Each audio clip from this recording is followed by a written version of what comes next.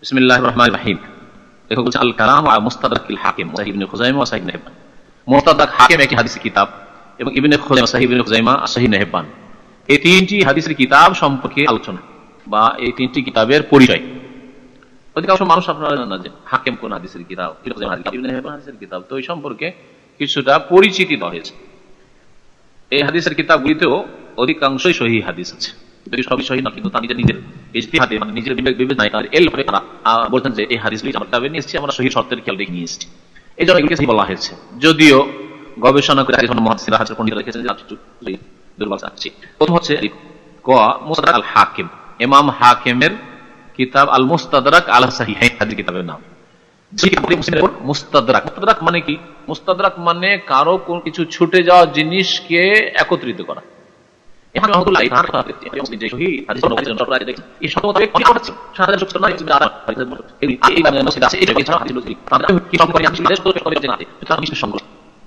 আমি সেগুলিকে সংকলন করেছি, সংকলন করে বলে এটি হচ্ছে দুই শেখের দুই পড়ছে। আর এটাও বেশ কিছু হাতে নিয়ে এসেছেন মুস্তাদরাক কিতাবে, যেগুলি ইমাম বুখারী শর্ত হবে তার খেয়াল পড়েন, এগুলো সহিহ হবে, একটু নিম্ন কিন্তু সহিহ, হ্যাঁ সহিহ, আমি আমার কিতাবে সংকলন করব। এইভাবে তিনি সহিহ হাদিসগুলি নিয়ে এসেছেন। বলছেন লেখক ও কিতাবুন কুতুবুল হাদিস, এই কিতাবটি অত্যন্ত বড় কিতাব। জাখিম মোটা মানুষকে বলে, রাজুলুন জাখিম। হাদিসের কিতাবগুলির মধ্যে একটি বড় কিতাব, খুব বড় কিতাব। যাকারা মুআল্লিফুহু ফিহিল আহাদিস আস-সাহিহাতা আল্লাতী আলা শারতিশ শাইখাইন, এর লেখক বা সংকলক এতে সহিহ হাদিসগুলি বর্ণনা করেছেন বা উল্লেখ করেছেন যেগুলি দুই শাইখের শর্ত মোতাবেক, মানে ইমাম বুখারী এবং মুসলিমের শর্ত মোতাবেক, আও আলা শারতি আহাদিহিমা, অথবা দুইজনের একজনের শর্ত মোতাবেক। তখন বলে দিয়েছেন এটা আলা শারতিল বুখারী অথবা আলা শারতি মুসলিম। ওয়ালাম ইউখাররিজাহা, কিন্তু ওই হাদিসগুলিকে তারা তাদের কিতাবে বুখারী এবং মুসলিমে সংকলন করেননি, আমি করে দিলাম। তার যেটি ছুটে গেছিল, ইস্তিদরাক মানে ছুটে যাওয়া জিনিসকে সংকলন করা। কামা যাকারাল আহাদিস আস-সাহিহাতা ইনদাহু, অনুরূপ তিনি তার নিকটে যে হাদিসগুলি সহিহ সেগুলিকে উল্লেখ করেছেন। ওয়াইল্লাম তাকুন আলা শারতি ওয়াহিদ মিনহুমা, যদিও সেগুলি ইমাম বুখারী বা মুসলিমের বা দুইজনের শর্তের কারো শর্ত মোতাবেক পড়ে না, শর্তের নিম্নেই পড়ছে, কিন্তু তিনি যখন সহিহ মনে করলেন সেগুলিকেও তাতে সংকলন করেছেন। তাহলে তাতে হাদিস আছে কিরকম? বুখারী মুসলিমের শর্ত মোতাবেক যেগুলি পড়ছে সেগুলিও, আর যেগুলি তিনি সহিহ মনে করেছেন কিন্তু শর্ত মোতাবেক পৌঁছে না সেগুলিকেও তিনি নিয়ে এসেছেন এই মুস্তাদরাক কিতাবে। এবং তাতে তিনি বলে দিয়েছেন মুআব্বিরান আনহা, ওই হাদিসগুলি সম্পর্কে তিনি এইভাবে বলেছেন কি, বিআন্নাহা সাহিহাতুল ইসনাদ, এগুলির সনদ সহিহ। বুখারীর শর্ত মোতাবেক মুসলিমের শর্ত মোতাবেক এই কথা বলেননি, বলেছে এগুলির সনদ সহিহ বলেছেন, তার নিকটে সহিহ। কিন্তু অনেকগুলি হাদিস সম্পর্কে অন্য মুহাদ্দিসরা তদন্ত করে তাহকিক করে গবেষণা করে দেখেছে যে না সহিহ নয়, যঈফ।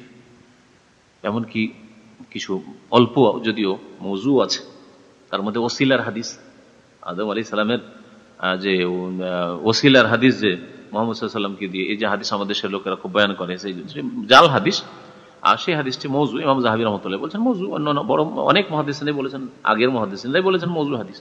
সেটিকে মুস্তাদরাক হাকিমে বয়ান করেছেন তিনি, বুখারীর শর্ত মোতাবেক না, মুসলিমের শর্ত মোতাবেক না, এমনকি তার ইজতিহাদে সহি কিন্তু সহিহও না আসলে। এজন্য পরে বলবেন এই লেখক যে ইমাম হাকিমের সহিহ হুকুম লাগাওয়ার ক্ষেত্রে তিনি শিথিল, মানে তার হুকুমটা একটু হালকা।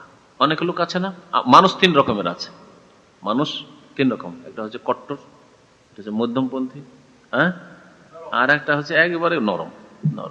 দেখবেন ছেলে মেয়েদের লালন পালনের ক্ষেত্রে কিছু লোক আছে, সামান্য একটু ছেলেটা ভুল করে দিল, একবারে কট্টর নিষ্ঠুর। আর কিছু লোক আছে ভাত ফেলে ছেলে মেয়েরা খাচ্ছে, চিটিয়ে এদিক ওদিক করে দিচ্ছে। আমি এরকম অনেক লোক দেখেছি, চিটিয়ে দিচ্ছে। আরে বাবা, ছেলেদেরকে একটু শিখাও। বলছেন না না, অসুবিধা নেই, বড় হবে তখন শিখে নিবে, বড় হবে তখন শিখে নিবে। এখানে যেমন বলে যদি ছোট ছেলে ভুল করে লিসা বুজুরা, আর যদি যুবকরা ভুল করে, স্বভাব যুবক হবে, এরকম ভুল হবে, আরে হবে তো সংশোধন করো, বুঝতে পেরেছেন? না, এটা আসলে ঠিক না। তাহলে দুই দিকে ভুল, একটা হচ্ছে একেবারে নিষ্ঠুর হয়ে যাওয়া, আর কট্টর একবারে পদে পদে ভুল ধরবেন, এই এটা কেন ভুল হলো, এটা কেন হইলো। মসজিদ থেকে হেঁটে আসে, আস্তে আস্তে একটু দেরি হয়েছে, ছেলে আপনার 5 ওয়াক্ত নামাজ পড়ে হেঁটে আসতে 3 মিনিট লাগবে, না হয় 2 মিনিট আর বেশি লেগেছে, 5 মিনিট বেশি লেগেছে, এবার কোনো শান্তিটা একটু কথা বলছিল, হতে এবারে গরম হবে, কেন দেরি হবে, রাস্তাঘাট তো মুশকিল এগুলো। তাহলে এভাবে ছেলে মেয়ে কিন্তু হয়ে যাবে, বিদ্রোহী হয়ে যাবে। আর যদি একেবারে শিথিল হয়ে যাবে, ছেলে তো ছেলে, 10 বছর হয়েছে নামাজ পড়ছে না, 12 বছর নামাজ পড়ে, 13 নামাজ পড়ে না, নামাজ পড়তে বলেন, পড়ে বুদ্ধি হবে তো নিজেই পড়বে। এরকম কিছু বাজের লোক আছে একেবারে শিথিল, আর হক হচ্ছে মধ্যপন্থী হওয়া, একেবারে পদে পদে ভুল ধরিয়েন না, আপনি ওইরকম ভুল অনেক করেছেন আপনার বাল্যকালে, সুতরাং ছেলে মেয়ে ভুল করবে একটু। আর একেবারে ফ্রি ছেড়ে দিয়েন না যে নামাজ পড়ার খোঁজ খবর নেই, মেয়ে কোথায় থাকে, কয় ঘন্টা কাটিয়ে এলো, স্কুলের নামে গিয়ে স্কুল শেষ হয় বিকাল 4টায়, আসছে সন্ধ্যা 7টায়, খবরই নেই। মেয়েকে দিয়ে দিচ্ছে, সাবালিকা মেয়েকে মোবাইল দিয়ে দিয়েছেন, ও কার সাথে যে টেলিফোন করে খবরই নেন না, আপনি এমন করিয়েন না। তাহলে মানুষ 3 রকমের সব ক্ষেত্রে আছে। মুহাদ্দিসিনে কেরামরাও ওই রকমই, একদল একবার খুব শক্ত ছিলেন সহিহ জয়ীফের ক্ষেত্রে, আর আরেক দল মধ্যপন্থী। ইমাম বুখারী রাহমাতুল্লাহ আলাইহি এরকম বেশ কিছু মুহাদ্দিসিন, তাদেরকে মধ্যমপন্থী বলা হয়েছে এই ক্ষেত্রে, সহিহ জয়ীফের হুকুম লাগাবার ক্ষেত্রে। আরেক দল ছিলেন, তারা শিথিল ছিলেন, গাফিলতি ছিল, জয়ীফ হাদিসকে হাসান বলে দিয়েছে, মজু হাদিসকে হালকা জয়ীফ, অথচ জাল মিথ্যা। তাহলে তাদের কথা নেওয়া যাবে না। হাদিসের সহিহ জয়ীফের ক্ষেত্রে এই জন্য মুহাদ্দিস কেরাম বলেছেন যে মধ্যমপন্থী আইম্মাই কেরামদের উক্তি দিয়ে আমাদেরকে বাছাই করতে হবে বা ফয়সালা করতে হবে। ইমাম বুখারী রাহমাতুল্লাহ আলাইহি কি বলেছেন হাদিস সম্পর্কে সেটা দেখতে হবে। তাহলে আলী ইবনুল মাদিনী মধ্যমপন্থী, ইমাম বুখারী ওস্তাদ, তিনি কি বলেছেন দেখতে হবে। হাফিজ ইবনে হাজার রাহমাতুল্লাহ আলাইহি কি বলেছেন, ইমাম যাহাবী কি বলেছেন, এরা মধ্যমপন্থী, এগুলি দেখতে হবে। হাদিসের ক্ষেত্রেও এই বিষয়টিকে ঠিক রাখতে হবে। যেমন আমাদের ক্ষেত্রে একটা কট্টর লোক আদর্শ না, একজন আলেম কিন্তু খুবই কট্টর, তাহলে ও আদর্শ না, অথচ আলেম। আর একজন আলেম শিথিল, ওর মেয়ে সাবালিকা হয়েছে, বোরকাই পরে না, ওটাও দলিল না, ওর আলেমের আমল দলিল না, ঠিক না। মধ্যম পন্থী, কোরআন হাদিস মোতাবেক চলে, একবারে খুব বাড়াবাড়িও করে না, আর একবারে খুব ফ্রি ছেড়ে দিচ্ছে এইরকমও নয়, আর সেটা দলিল, যদিও মানুষের আমল দলিল নাই। হ্যাঁ আছে, বেশ কিছু আইম্মা কেরাম ছিলেন, কিন্তু ওগুলো ওইরকম হাদিস নিয়ে আসতে হবে, নিয়ে আসার পরে একটা হাদিসে দেখায়, একটা হাদিস সম্পর্কে, যেমন একটা হাদিস বলছি, এখন জিজ্ঞাসা হলো তালাবুল ইলমে ফরিয়াদাতুন আলা কুল্লি মুসলিম, ইলম শিখা ফরজ প্রত্যেক মুসলিমের ওপর। এই হাদিসকে কেউ বলেছে যে মজু, একবার কট্টর, অত্যন্ত জয়ীফ, এরকম বলেছে। কেউ বলেছে যে না হাসান, কেউ বলছে না একবারে সহিহ। 3 রকম উক্তি আছে। এখন এই হাদিস সহিহ না জয়ীফ, এই নিয়ে মদিনা ইউনিভার্সিটি যখন আমরা পড়ি, যেহেতু হাদিস নিয়ে পড়েছি, আমাদেরকে ওস্তাদ দিলেন যে এই হাদিসটা ছাত্রদেরকে, 50 জন ছাত্র ক্লাসে, বলছে যে 60 জন, 120 জন করে 2টো সেকশন ছিল, 60 জন, 60টা চেয়ারে এরকম আর কি, বড় টেবিল সহ। আগামীকালকে ছেলেরা এই হাদিসটা স্টাডি করে আসবে সহিহ না জয়ীফ, কারণ ওস্তাদ ভালো করে জানে যে এই হাদিসটা সম্পর্কে খুব ইখতিলাফ আছে। আপনারা কখনো হয়তো শোনেননি, আমরা হাদিস বয়ান করি, কিন্তু কখনো তো বয়ান করি যে হাদিস নিয়ে অনেক ইখতিলাফ আছে। 3 রকম মন্তব্য আছে, একদল বলছে এই বাতিল হাদিস, আর দল বলছে একবার উচ্চ পর্যায়ের সহিহ, আর দল বলছে না হাসান। পুরো স্টাডি করে দেখা গেল, অনেক কিতাব পড়ে শেষ, তাও তখন বুঝতে পারলাম যে আরে বাবা, এই হাদিস সম্পর্কে এত মন্তব্য আইম্মায়ে কেরামদের আছে। তো শেষ দেখা গেল যে হাদিসটা হাসান। এরকম অনেকগুলি হাদিস আছে যেগুলি নিয়ে ইখতিলাফ আছে আইম্মায়ে কেরামদের। তখন যখন ইখতিলাফ হবে, তখন মধ্যমপন্থীদের কথা নিতে হবে। ইখতিলাফ নাই, সবাই একমত, অসুবিধা নেই। কট্টর যেটা বলছে, মধ্যমপন্থীও সেটা বলছে, শিথিলটাও সেটা বলছে, তাতে অসুবিধা নেই, একমত হয়ে গেছে। কিন্তু যখন দেখা যাবে যে ইখতিলাফ, তখন দেখতে হবে। যেমন মহিলাদের চেহারা খোলার ক্ষেত্রে, চেহারা খোলা যাবে না মহিলাদের, এই ক্ষেত্রে একদল শিথিল আছে, আরে চেহারা অসুবিধা নেই বলে নিজেরা খুলে নিয়ে বেড়ায়, হ্যাঁ শিথিল। আর এক দল আছে যে না, চেহারা ঢাকতে হবে, ঢাকা ওয়াজিব। আর একদল শুধু চেহারা না, পায়ের একটা আঙ্গুল যেন না দেখা যায়, হ্যাঁ, ওপর থেকে 3 পর্দা দিয়ে ঢাকতে হবে, ওই চোখের ফাটলে যেন না থাকে। আর এক দল আছে চোখের ফাটলের নামে এখন পর্যন্ত অর্ধেক গাল খুলে আছে। তাহলে কোনটা আপনার জন্য দলিল হবে? মধ্যম পথ অবলম্বন করতে হবে। সমস্যা আছেন, সমস্যার সমাধান হচ্ছে চেহারা ঢাকতে হবে, চেহারার পুরোটা ঢাকতে হবে। হাতের ক্ষেত্রে কাজকর্ম করার সময় হাত খোলা রাখবে, হয়তো বাড়িতে কাজকর্ম করতে হচ্ছে, দেবর টেবর আসছে, কিন্তু হাত খোলা তখনকার ক্ষেত্রে মজবুরি আছে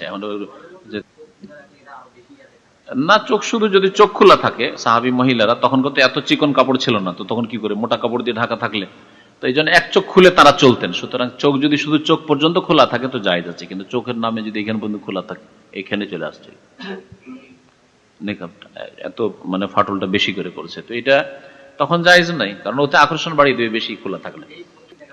শুধু চোখে অসুবিধা নেই, চোখ খোলা যেতে পারে, কারণ তাকে চলতে তো হবে। আর যদি হালকা পর্দা দিয়ে যদি হয় তো ভালো কথা।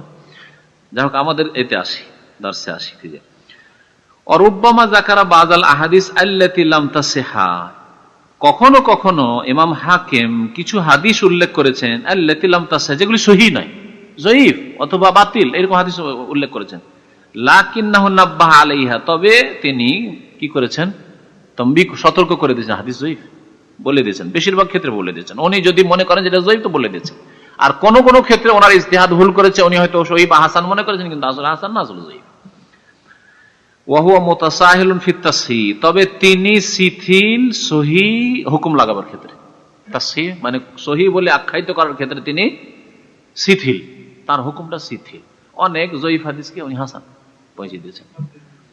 ইমাম তিরমিজিও শিথিল, জি রহমতুল্লাহ আলাইহি। তার মানে এই না যে তাদের কোনো আইব বয়ান করলাম, কারণ এগুলি জানা জরুরি, সেজন্য বলতে হবে। ইমাম তিরমিজি একটা হাদিসকে সহিহ বলেছেন, জরুরি নয় যে অন্যদের কাছে সহিহ হতে পারে, হাসান হইতে পারে। একটা হাদিসকে উনি হাসান বলেছেন, হয়তো এটা যঈফ, হ্যাঁ এরকম আছে। তো এটা যখন জানা থাকবে যে ওনাদের পন্থাটা কেমন ছিল। অনেকে জন্মগত শিথিল, ওকে আপনি শক্ত করতে পারবেন না। উসমান রাদিয়াল্লাহু তাআলা, উমার শক্ত, শয়তানও ভয় করতো, মানুষ শয়তান ভয় করতো, জিন শয়তানও ভয় করতো, ওরা রাস্তাতে জিন শয়তান আসতো না। কিন্তু উসমান এত নরম মানুষ, খুবই নরম মানুষ, এত নরম মানুষ যে মুশকিল একবারে। তার যে নম্রতা ছিল, ওই নম্রতার কারণে তার বংশের বেশ কিছু লোকেরা অবৈধ কাজ করে নিত, আর লোকেরা তখন আপত্তি তুলতো খলিফার উপর। খলিফা কিছু বললে খবর নেই ওনাকে। উনি যদি ওমার মতো শক্ত হতেন তো বংশের লোকেরা যখনই খবর পেয়েছেন তখন ভালো করে পানিশমেন্ট দিলে ঠিক হয়ে যেত। কিন্তু হয়তো ভাবলেন যে আচ্ছা তোবা করে এনেছে, শক্ত আরো পানিশমেন্টটা যদি হইতো। তো যার ফলে ওই সময় ফিতনা করার সুযোগ পেয়েছে বাগিরা মিশর থেকে এসে, যদিও সেগুলিকে বাড়িয়ে তিলকে তাল করা হয়েছে, কিন্তু সুযোগ পেয়েছে, তিলের সুযোগ পেয়ে দিয়ে তখন ওগুলোকে তাল করে দিয়েছে, দিয়ে ব্যাপারগুলিকে বড় করে দিয়ে ফিতনা ফাসাদ সৃষ্টি করেছিল। উসমান রাদিয়াল্লাহু তাআলা আনহু শহীদ করার পিছনে এইরকমই রহস্যটা ছিল।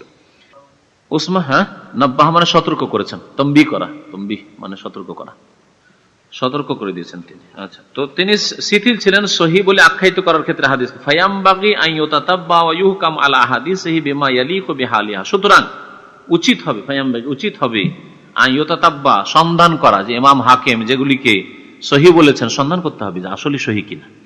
ওয়া ইউহকাম আলা হাদিসে, এবং তার হাদিস, তার কিতাবের হাদিসগুলোর উপর হুকুম লাগাইতে হবে, ফয়সালা করতে হবে, বিমা ইয়ালিকু বিহালিহা, যেমন তার অবস্থা যোগ্য, কি অবস্থায় আছে।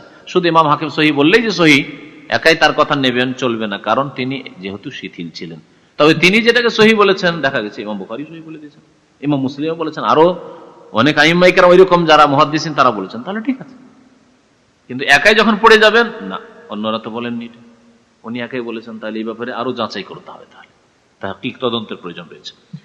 ওয়ালা ইয়াজালুল কিতাবু বিহাজাতিন ইলা তাতাব্বুইন ওয়া ইনায়া, এবং এখন পর্যন্ত, লেখক বলছেন, এখন পর্যন্ত সেই কিতাবের প্রয়োজন রয়েছে রিসার্চ করার, গবেষণা করার, তাতাব্য মানে সন্ধান করতে হবে হাদিস সবগুলো কি অবস্থায় আছে, ওয়া ইনায়া এবং গুরুত্ব দেওয়ার প্রয়োজন রয়েছে। ইমাম হাকিমের কিতাব মুস্তাদরাকের উপর ওই রকম গুরুত্ব দিয়ে খেদমত করা হয়নি যে প্রত্যেকটা হাদিসে রিসার্চ করা হবে যে কোন অবস্থায় আছে না আছে, আরো প্রয়োজন আছে খেদমত করার, এই কথা লেখক বলছেন।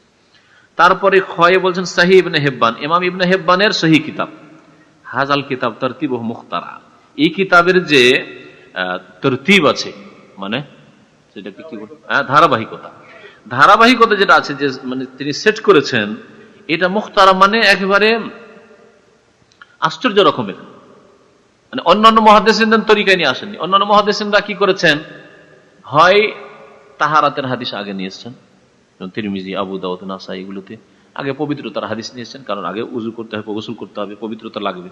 তারপরে নামাজ নিয়ে এসেছেন, তারপরে নিয়ে এসেছেন যাকাত, তারপরে নিয়ে এসেছেন রোজা, তারপরে নিয়ে এসেছেন হজ, তারপরে নিয়ে এসেছেন বিবাহ শাদী, তারপরে জিহাদ ইত্যাদি, এভাবে নিয়ে এসেছেন। মানে মাসলা মাসাইলে যেগুলো ইবাদত বন্দেগীর হাদিস পবিত্রতার পরে সেগুলো নিয়ে এসছেন। ইমাম মুসলিম বলছেন না, ভিতরে তাহারাত বেশি আগে দরকার, হুজুর তাহারাত গোসলের আগে ভিতরেটা তো কিতাবুল ঈমান নিয়ে এসছেন। ইমাম বুখারী বলছেন যে না, ইমানের আগে, ইমানটা কিসের উপর নিয়ে আসবে? ওহীর উপর, কোরআনের উপর, রাসূলের উপর, আল্লাহর উপর।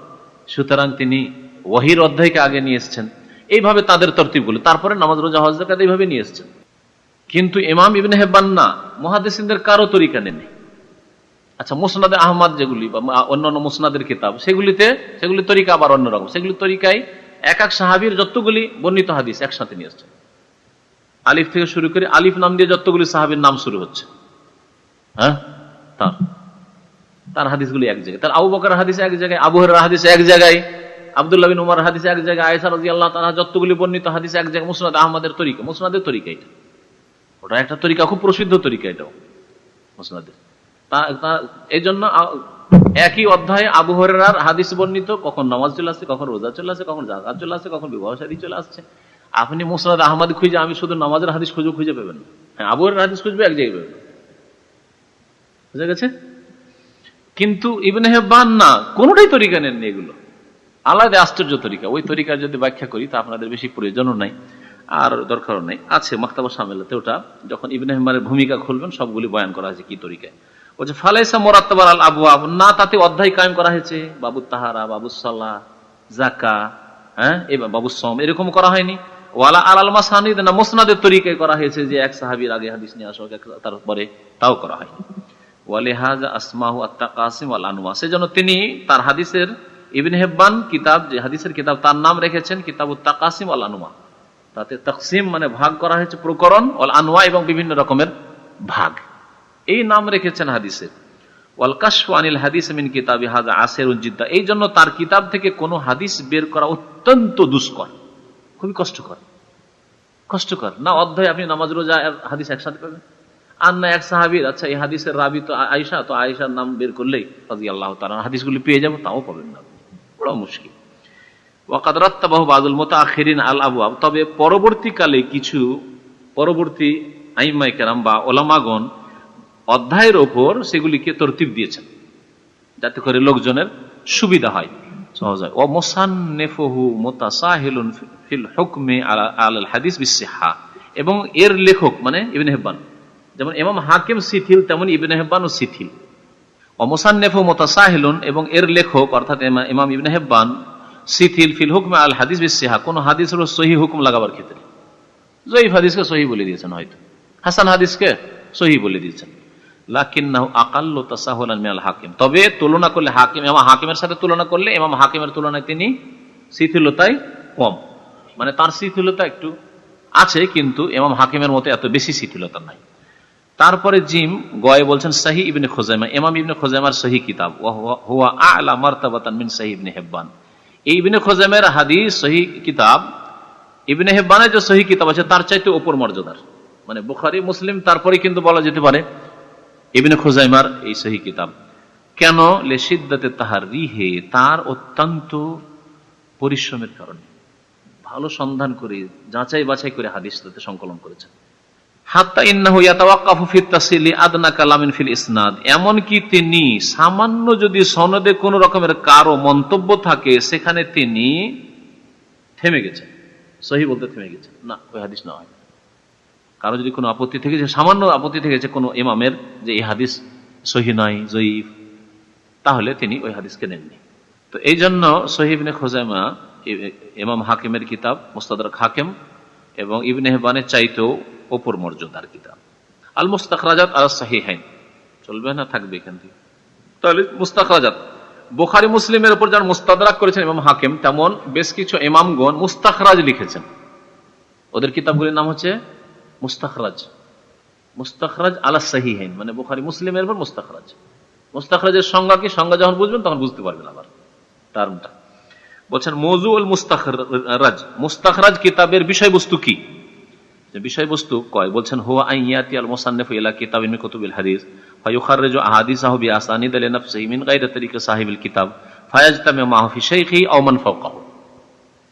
ইমাম বুখারী রাহমাতুল্লাহ আলাইহির অথবা মুসলিমের অথবা দুটারই যে হাদিসগুলি ওই কিতাবগুলিতে আছে সেই কিতাবের হাদিসগুলিকে একটা একটা করে নিলেন, পরবর্তীতে যে ইমাম এসছেন তাদের যুগে অথবা তার পরে পরে হাদিস নেওয়ার পরে ইমাম বুখারীর সনদ দিয়ে নয়, যে সনদ দিয়ে তিনি শুনেছেন যে সিলসিলা, ওই সিলসিলা নয়, আমি আমার ওস্তাদ দিয়ে একটাই ঘটনা আমার মাধ্যমে শুনেছেন, আর একজনের মাধ্যমে আলমীর মাধ্যমে শুনেছেন, ঠিক না?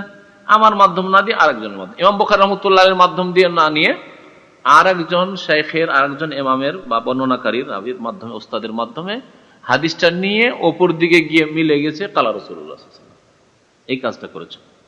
হাদিস সেম হাদিস বুখারীতে যেটা আছে ওইটাই, মুসলিম আছে যে হাদিসগুলি, ওই হাদিসগুলি, কিন্তু আলাদা সনদ দিয়ে ওই হাদিসটাকে সংকলন করা হয়েছে, বর্ণনা করে এই কিতাবগুলিতে সংকলন করা হয়েছে, মুস্তাখরাজ একে বলা হয়।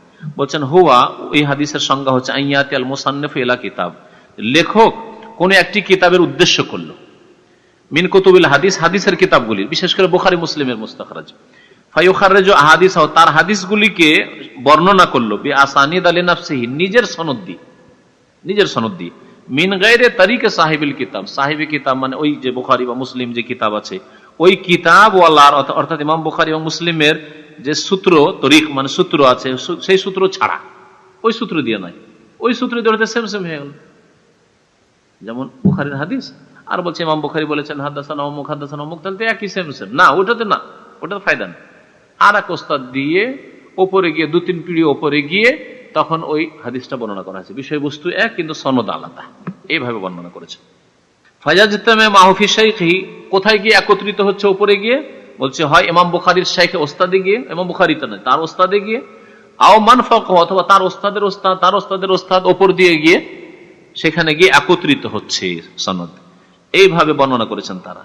এর ফায়দা কি পরে বয়ান করবে। এইভাবে কি হাদিস একটা, ইন্নামাল আমালু বিন্নিয়াত, বুখারী তো আছে আর মুস্তাখরাজের কিতাবে আছে, সনদ আলাদা, ফায়দা কি? ফায়দা আছে। 10টি ফায়দা উল্লেখ করেছেন, তার মধ্যে এখানে 3টি মাত্র উল্লেখ করা আছে। বড় কিতাবগুলিতে ইমাম সয়ুতির কিতাব তাদরিবুর রাবি আছে, মদিনা ইউনিভার্সিটিতে পড়া হয়, ওটা আমরা পড়েছি, ওতে 10টি এর উপকারিতা উল্লেখ করা হয়েছে, তার মধ্যে কয়েকটি মাত্র এখানে উল্লেখ করা হয়েছে। আচ্ছা, এর উপরে কিছু কিতাব যে লেখা হচ্ছে নামগুলি, মুস্তাখরাজের হাদিসের কিতাব আছে, হয়তো জীবনে শোনেননি এগুলো হাদিসের কিতাবের নাম। একটি হচ্ছে আল মুস্তাখরাজ লি আবি বকর আল ইসমাইলি, ইমাম আবু বকর ইসমাইলির কিতাব আল মুস্তাখরাজ আলাল বুখারী। ইমাম বুখারীর প্রত্যেকটা হাদিসকে নিয়েছেন আর নিজের সনদ দিয়ে বয়ান করেছেন, শুরু থেকে শেষ পর্যন্ত ইমাম বুখারীর যতটি হাদিস আছে সবগুলি হাদিস হতে আছে, কিন্তু নিজের সনদ দিয়ে তিনি বয়ান করেছেন, নিজের ওস্তাদের সিলসিলা দিয়ে। ইমাম আবু বকর আল ইসমাইলি। 2 নম্বর হচ্ছে আল মুস্তাখরাজ লি আবি আওয়ানা আল ইসফিরাইনি, ইমাম আবু আওয়ানা ইসফিরাইনির মুস্তাখরাজ কিতাব আলা মুসলিমের উপর, ইমাম মুসলিমের হাদিস নিয়ে নিজের সনদ দিয়ে বয়ান করেছেন। আর আবু নুআইম আসবাহানি 3 নম্বরে মুস্তাখরাজ তিনি লিখেছেন আলা কুল্লি মিনহুমা, বুখারীর উপরে মুসলিমের উপর, দুটোর উপরে উনি কাজ করেছেন। এই 3টি কিতাব প্রসিদ্ধ মুস্তাখরাজের ক্ষেত্রে। জিম গয়ে বলছেন হাল ইলতাজাম আসহাবুল মুস্তাখরাজাত ফিহা মুওয়াফাকাতাস সাহিহান ফিল আলফাজ। প্রশ্ন করছেন লেখক যে হাদিস যে বয়ান করেছেন মুস্তাখরাজের লেখকগুলি, আবু বকর ইসমাইলি, আবু আওয়ানা বা আপনার এই যে আবু নুআইম, তারা কি ইমাম বুখারীর হাদিসগুলির সেম সেম শব্দ দিয়ে বয়ান করেছেন না শব্দে কিছু পার্থক্য আছে? জবাব হচ্ছে শব্দে পার্থক্য আছে। কারণ হাদিস বর্ণনার ক্ষেত্রে শব্দের পার্থক্যকে মুহাদ্দিসিনরা বৈধ করেছেন। অর্থ যদি ঠিক করে আদায় করে দিতে পারেন তাহলে অসুবিধা নেই। যেমন একটা অর্থের 2টা শব্দ আছে, প্রতি শব্দ 2টিরই অর্থ একই হয়। যেমন সামিআতু রাসূলুল্লাহ, আমি আল্লাহ রাসূলের কাছে শুনেছি, আর বলছে কালা রাসূলুল্লাহ সাল্লাল্লাহু আলাইহি ওয়াসাল্লাম, আল্লাহ রাসূল বলেছেন, পার্থক্য তো হয়ে গেল, তাই না?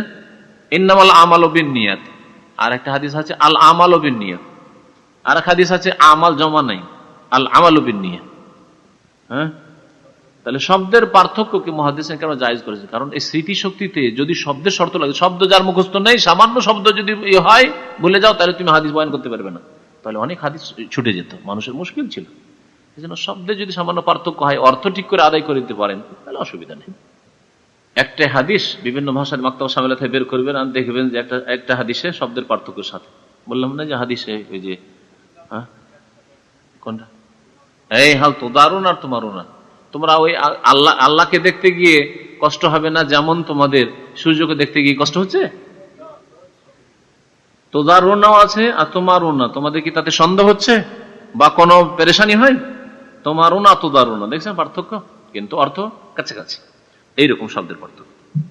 তো বলছেন যে লাম ইয়ালতাজিম মুসান্নিফুহা মুওয়াফাকাতাহু ফিল আলফাজি, এই মুস্তাখরাজের লেখকগণ শব্দের দিক দিয়ে হুবহু বুখারী মুসলিমের মতো হইবে এর পাবন্দি করেন না, শব্দের পার্থক্য হইতে পারে। লিআন্নাহুম ইন্নামা ইয়ারউনা, কারণ তারা বর্ণনা করেছেন আলফাজ আল্লাতী ওয়াসালাতহুম মিন তারিক শাইখিহিম, তাদের ওস্তাদের মাধ্যমে যেই ভাষায় হাদিসটা বর্ণিত হয়েছে সেই ভাষায় তারা বর্ণনা করেছেন। লিযালিকা, এই জন্য ফাকাদ হাসালা ফিহা তাফাউতুন কালিলুন ফি বাযিল আলফাজ, এই জন্য দেখা যাচ্ছে যে বুখারী মুসলিম থেকে সামান্য পার্থক্য ঘটেছে শব্দের ক্ষেত্রে, কিছু কিছু শব্দের ক্ষেত্রে, সব ক্ষেত্রে নয়, কোন কোন হাদিসের শব্দের ক্ষেত্রে পার্থক্য ঘটেছে। ওয়াকাযালিকা মা আখরাজাহুল মুআল্লিফুন আল কুদামা ফি তাসানিফিহিম আল মুস্তাকিল্লাহ, এইরকমই অনেক পুরাতন লেখকগণ বা হাদিসের সংকলকগণ মুহাদ্দিসিনগণ তাদের লিখনীতে, নিজের নিজের লিখনী, মুস্তাখরাজ নাই, ছাড়াও নিজের নিজের লিখনীতে যে হাদিসগুলি বর্ণনা করেছেন, যেমন ইমাম বাইহাকি সুনানে বাইহাকি, তারপর ইমাম বাগবী, তারপরে ওয়াশিবহিমা, এইরকম অনেকে কাইলিনা, তারা কি বলেছেন? রাওয়াহুল বুখারী, কিন্তু তারা বলেছেন ইমাম বুখারী বর্ণনা করেছেন, ইমাম মুসলিম বর্ণনা করেছেন। কিন্তু হাদিস মিলালে, বাইহাকির হাদিসকে বুখারীর সাথে মিলালে দেখা যায় শব্দে কিছু পার্থক্য আছে। তাহলে কেমন কথা, তারা কি মিথ্যা বলেছেন? না, তাদের উদ্দেশ্য হচ্ছে আসল বক্তব্যটি বুখারীতে আছে, ভাব অর্থ ঠিক আছে, শব্দের যদিও পার্থক্য আছে। তাই বলছেন ফাকাদ ওয়াকা ফি বাযি তাফাউতুন ফিল মানা, কিছু হাদিসে অর্থের ক্ষেত্রে পার্থক্য তো আছে, অফিল আলফাজে, শব্দেও পার্থক্য আছে। ফামুরাদুহুম মিন কাওলিহিম, তাহলে তাদের উদ্দেশ্য যে রাওয়াহুল বুখারী মুসলিম, ইমাম বুখারী বয়ান করেছেন, ইমাম মুসলিম বয়ান করেছেন, এর উদ্দেশ্য হচ্ছে আন্নাহুমা রাওয়ায়া আসলাহু, এই হাদিসের আসল বিষয়টি, মূল বিষয়টি ইমাম বুখারী ও মুসলিম তারা বর্ণনা করেছেন। তারপরে বলছেন হাল ইয়াজুজু আন্নান কলা মিন হাদিসান ওয়া নাযুহু ইলাইহিমা, আচ্ছা তাহলে কি এরকম চলবে যে বাইহাকিতে একটা হাদিস আছে আর বাগবীতে হাদিস আছে আর ওই হাদিসটা বুখারীতে আছে, আমি বুখারী দেখলাম না, বাইহাকি থেকে নকল করে বললাম যে বাইহাকি লিখেছেন রাওয়াহুল বুখারী, আর বলে দিলাম যে ইমাম বুখারী বয়ান করেছেন, বুখারী খুলে দেখেননি, চলবে? যে এটা ঠিক হবে না, কারণ আপনি বুখারী দেখেননি। তাহলে বলেন আমি বাইহাকি থেকে এটা নোট করছি, এরকম আমি মুস্তাখরাজ আবু বকর ইসমাইলি থেকে আমি এটা নোট করছি, এরকম বলেন। বেনাআন আলা মা তাকাদ্দামা, আগে যে কথাগুলি আলোচনা হলো তার উপর ভিত্তি করে বলবো যে ফালা ইয়াজুজু লিশাখসিন, কোন ব্যক্তির জন্য জায়েজ নয় যে আইয়ান কোলা মিনাল মুস্তাখরাজাত, হাদিসকে নকল করছে মুস্তাখরাজ কিতাব থেকে, আবিল কুতুবিল মাজকুর আনেফান, অথবা এক্ষুনি যে হাদিসের কিতাবগুলি উল্লেখ করলাম বাইহাকি বাগবী এ ধরনের হাদিসগুলি, কোন হাদিস নকল করলো আর বলবো ইয়াকুল, তারপর বলছে রাওয়াহুল বুখারী ও মুসলিম, ইমাম বুখারী বয়ান করেছেন আর ইমাম মুসলিম বর্ণনা করেছেন, ইল্লা বিআহদি আমরাইন, দুটি শর্তের সাথে বলতে পারে। একটা আইয়ুকাবিরাল হাদিস বিরিওয়ায়াতিহিমা, হাদিসটা মুস্তাখরাজ থেকে নিয়ে অথবা বাইহাকি থেকে নিয়ে আবার বুখারী চেক করে দেখলাম, বুখারীর সাথে মিলিয়ে দেখুক, দেখার পরে দেখলেন যে বুখারী তো ঠিক আছে, আমি কনফার্ম হয়ে গেল বুখারীতে হাদিস আছে, তারপরে বলেন যে ইমাম বুখারী riwayat করেছেন। আও ইয়াকুল, অথবা কি বলবে সাহিবুল মুস্তাখরাজ, মুস্তাখরাজের লেখক বলেছেন, অথবা এই লেখক বাইহাকি বা বাগবী এই লেখকরা বলেছেন আখরাজাহু বিলাফজিহি, যদি কোন হাদিস সম্পর্কে তারা বলেন যে এই হাদিস ইমাম বুখারী ও মুসলিম এই শব্দেই বয়ান করেছেন, তাহলে আপনি নিশ্চিত হয়ে গেলেন যে আমি যদিও আমার কাছে বুখারী নেই বা বুখারী থেকে আমি নকল করলাম না, বাইহাকি থেকে নকল করলাম, বাগবী থেকে নকল করলাম, অথবা মুস্তাখরাজ থেকে নকল করলাম, কিন্তু তারা বলেছেন যে এই হাদিসটা ইমাম বুখারী এই শব্দেই উল্লেখ করেছেন, ইমাম মুসলিম এই শব্দেই উল্লেখ করেছেন, সুতরাং যথেষ্ট, জরুরি নয় যে আপনাকে দেখতে হবে। আমাদের এগুলি দরকার হবে না, কিন্তু একটা দরকার হবে, মিশকাতের দরকার হবে। মিশকাত, আমাদের দেশের বেশিরভাগ আলেমরা মিশকাত পড়ে, বুখারী খুঁজে দেখে না, মুসলিম খুঁজে দেখে না, মিশকাত আছে মুত্তাফাকুন আলাইহি, বুলুগুল মারামে দেখেন, বুলুগুল মারামে আছে যে এই হাদিসটা বুখারীতে আছে, মুসলিম আছে, বুলুগুল মারাম থেকে নোট করে আর বলে দেন যে মুসলিম আছে, বুখারীতে আছে। এটার ক্ষেত্রে আমানত হচ্ছে যে আপনার পক্ষে সম্ভব হইলে আপনি বুখারীটা মিলিয়ে দেখে নেন, বিশেষ করে ভালো আলেমদের, জনসাধারণের কথা বলছি না, আলেমদের কথা বলছি। কারণ হইতে পারে সামান্য শব্দে পার্থক্য আছে, আর শব্দের পার্থক্য থাকা সত্ত্বেও আপনি বুখারী বলে দিলেন, অথচ বুখারীতে ওই শব্দটা নেই, অন্য শব্দ আছে। জনসাধারণের জন্য অনেক কিছুই মাফ আছে, ছাড় আছে, কারণ ও তো মিলাইতেই পারবে না।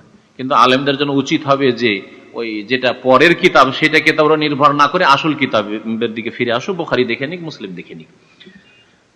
বিশেষ করে মিশকাত আর এই বুলুগুল মারাম এগুলি আমাদের মাদ্রাসায় পড়া হয়, আলিয়াতেও পড়া হয়, আর কওমি মাদ্রাসাতেও পড়া হয়। এইসব কিতাব বা এমনিও এখানে আপনি বুলুগুল মারাম পাচ্ছেন, এগুলিকে মিলিয়ে রিয়াজুস সালিহিন, রিয়াজুস সালিহিন আছে, বুখারীতে আছে, মুসলিম আছে, আবু দাউদ, তিরমিজিতে, আবু দাউদ খুলেও দেখলেন না, রিয়াজুস সালিহিন বুখারীতে আছে। হতে পারে সামান্য শব্দের পার্থক্য আছে, উনি অন্য কিতাব থেকে নকল করেছেন, মুসনাদ আহমদ থেকে নকল করেছেন, কিন্তু জানেন যে বুখারীতে মুসলিমে যেহেতু আসল বিষয়টি আছে, আখরাজাহুল বুখারী বলে দিয়েছেন। এরকম অনেক ক্ষেত্রে আছে।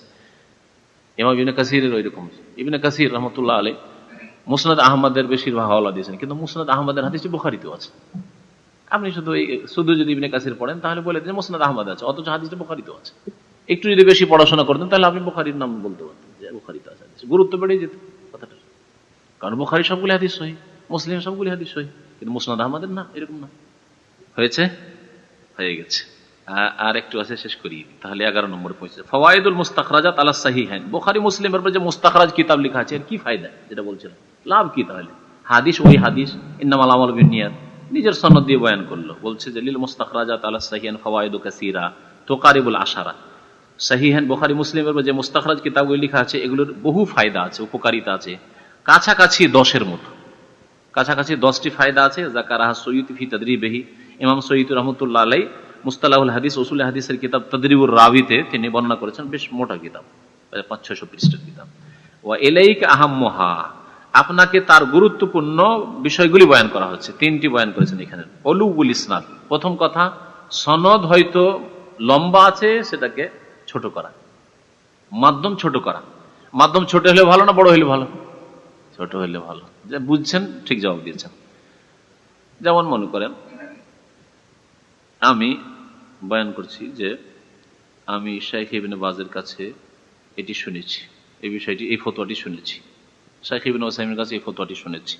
আপনি শুনলেন, শোনার পরে মাধ্যম কয়টা হলো? আপনি আমার কাছ থেকে শুনলেন আর শোনার বললেন যে আমার ওস্তাদ শুনেছেন ইবনে বাজের কাছে, 3টা মাধ্যম হলো, তাই না? কিন্তু আরেকজন সরাসরি আপনার মাধ্যম দিয়ে না এসে ও আর একটা মাধ্যম কমিয়ে দিল হয়তো। ওই সরাসরি যদি ইবনে বাজের জামানা পেত তাহলে, বা এখানে আরেকটু বাড়ায়, কারণ 3টাতে কোনো সনদ নেই, সনদে কমপক্ষে 5 জন 7 জন 8 জনের নাম আছে, দিয়ে পৌঁছেছে হাদিসটি নবী সাল্লাল্লাহু আলাইহি ওয়াসাল্লাম পর্যন্ত, সাহাবী এবং নবী সাল্লাল্লাহু আলাইহি ওয়াসাল্লাম পর্যন্ত। তাহলে আমার কাছ থেকে আমি শুনেছি শাইখ ইবনে বাজের কাছে, আমার কাছ থেকে মাহমুদের কাছ থেকে আর একজন কেউ মুবারক উদাহরণস্বরূপ শুনেছে, মুবারক সরাসরি শুনেনি। মুবারক দেখলো যে মাহমুদ আমি তো দুজনই দাম্মামে আছি, তো মাহমুদের ভাইয়া হয়ে মাহমুদের কাছ থেকে আমি শুনলাম, ও কটা হলো? 4টা হলো না? মাহমুদ জানছে যে এখানে তো শেখ আছেন, সরাসরি আমার কাছে এসে আমার কাছ থেকে শুনে দিল, শোনার পরে বয়ান করে দিল। ফায়াজ তো শেখই তার শেখের কাছে এসে মিলে গেল, আর ওই ভাইয়া দিয়ে না নিয়ে এদিক থেকে নিয়ে কমে গেল না, নাহলে বেশি হয়ে যেত। তো এই ফায়দাটা একটা হয়েছে যে সনদটা উপরে উঠলো, যত উপরে উঠবে তাহলে দুর্বলতা থেকে অনেকটাই মুক্ত হবে। কারণ যত লম্বা হবে এই রাবিগুলো কেমন, স্মৃতিশক্তির দিক দিয়ে কেমন, ইমানের দিক দিয়ে কেমন, প্রশ্ন উঠবে। আর যত শর্ট হবে তত বেশি ফায়দা। এই জন্য বুখারীতে প্রায় 30-এর বেশি হাদিস আছে, এগুলোকে সোলাসি বলা হয়, মানে 3টা মাধ্যম দিয়ে নবী সাল্লাল্লাহু আলাইহি ওয়াসাল্লাম পর্যন্ত পৌঁছে গেছে। ওই হাদিসের মর্যাদা আলাদা, 3টা মাধ্যম। ইমাম বুখারী, তার ওস্তাদ, তারপরে তাবেঈ, তাবির পরে সাহাবী।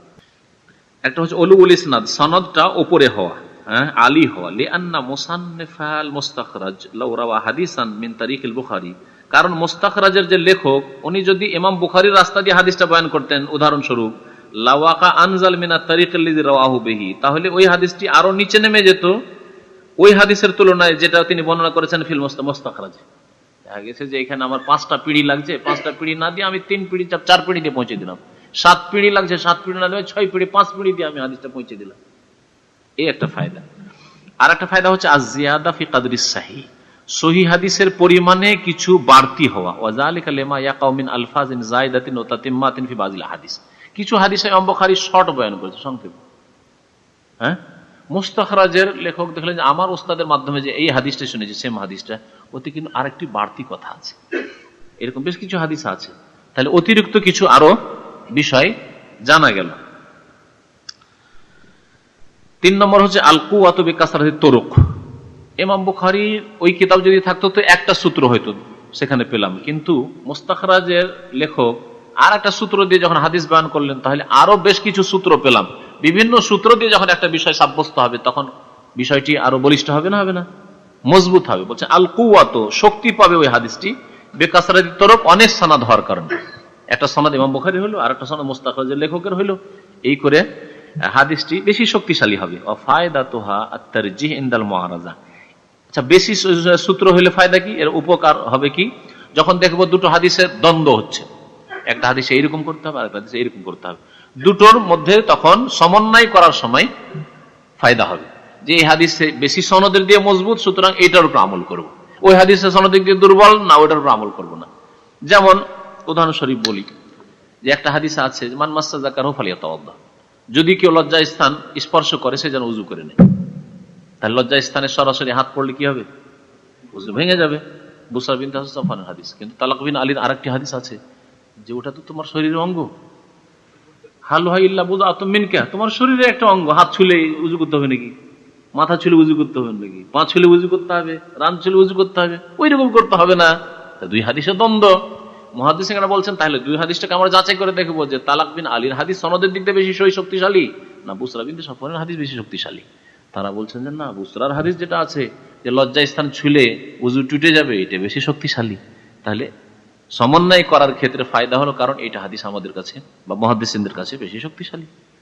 তো এইভাবে এই ফায়দাগুলি পাওয়া যাবে যদি মুস্তাখরাজের হাদিসগুলি সম্পর্কে জানা থাকে। তাহলে তারপরে আসছে মাহুয়াল মাহকুম বিসিহাতি মিম্মা রাওয়াহু শাইখান, বুখারী মুসলিমে যে হাদিসগুলি রয়েছে সহিহ, সেগুলি সম্পর্কে কি মন্তব্য, সবগুলি সহিহ না তাতে কিছু ব্যতিক্রম আছে, এই বিষয়টি অত্যন্ত গুরুত্বপূর্ণ। ইনশাআল্লাহ তাআলা আগামী সপ্তাহে তার সম্পর্কে আল্লাহ পাক রব্বুল আলামিন যদি সুযোগ দেন তো ইনশাআল্লাহ আলোচনা হবে। সাল্লাল্লাহু আলা নবিয়িনা মুহাম্মদ ওয়া আলা আলিহি ওয়া সাহবিহি আজমাইন। ওযু করতে হবে না এরকম হাদিস নেই।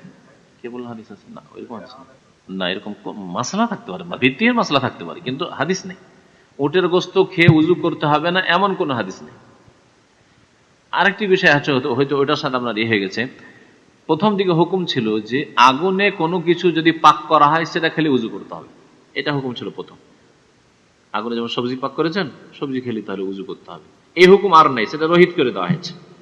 আখিরুল আমরাইন তারকুল উযু মিম্মা সাতিন নার, আগুনে যা পাকশাক করা হয়েছে সেটা খেলে উযু করতে হবে না, এটা হচ্ছে শেষ হুকুম। ওই ক্ষেত্রে ওটা আছে, কিন্তু উযুর ক্ষেত্রে কি বলছে, উটের গোশত খেলে উযু করার হাদিসই আছে, এর বিপরীত কোনো বিরোধী হাদিস নেই।